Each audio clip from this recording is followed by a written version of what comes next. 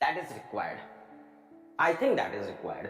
अगर आप सच में इतने बड़े कंपटीशन को फॉलो कर रहे हो जिसका कट ऑफ हर साल बढ़ता जा रहा है, हर साल बढ़ता जा रहा है, नीट एप्लीकेंट 16 लाख 17 लाख के आसपास जाएंगे ही जाएंगे इस साल, क्योंकि जेई में 22 लाख की नॉमिनेशन है, उसमें कुछ ना कुछ हमें लग रहा है टेक एरर है, कुछ ना कुछ तो उसमें मैनिपुलेशन हुआ है, पर 22 लाख एप्लीकेंट्स है, तो जेई में भी आप नीट में भी मान के चलो 16 लाख के आसपास आएगा, और 16 लाख में यार सिलेक्ट वही होंगे लास्ट के 30,000। तो सिलेक्शन रेशियो इतना खराब है इस एग्जाम का, या इतना अच्छा है इस एग्जाम का, जैसे भी बोलो, कि बेस्ट में से बेस्ट में से बेस्ट में से बेस्ट चुनने वाला है।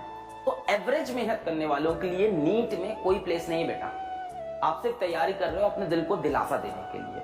एक मीडियोकर तैयारी से नीट में आप सेलेक्ट नहीं हो सकते, क्योंकि सिलेक्शन का रेशियो बहुत खराब है। मैं ये नहीं कह रहा पेपर बहुत टफ है, पेपर आसान आता है, कट ऑफ ऊपर जाता जा रहा है, सिलेक्शन का रेशियो बहुत खराब है। तो मीडियोकर तैयारी से कुछ नहीं हो सकता है। सर्वेश सर से मेरी बात हो रही थी, ये तो ऑल्सो एन एक्सपीरियंस टीचर, 16 साल पढ़ा रखा है उन्होंने, तो उन्होंने एक बड़ी चुभने वाली लाइन बोली है, बहुत चुभने वाली लाइन बोली, बहुत चुभने वाली।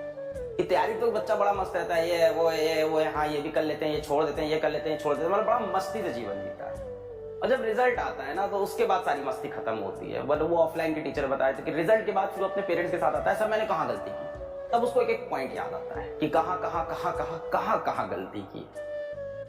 तो यार बाद में रिपेंड करने से अच्छा है दोस्त यार अभी पढ़ाई कर। तो अगर अभी तक नहीं कर रहे थे तो बेटा यहां से 13 घंटे पर डे की पढ़ाई स्टार्ट करो, 13 आवर्स पर डे की। मुझे पता है ये सब बातें करने से थोड़ा सा टाइम वेस्ट होता है क्लास का, बट मुझे यार ये जो हम पढ़ा रहे हैं ना, इससे ज्यादा सिलेक्शन के लिए इंपॉर्टेंट ये बातें जो तुमको बता रहे हैं। 13 घंटे तुम्हारा टारगेट होना चाहिए, 13 आवर्स।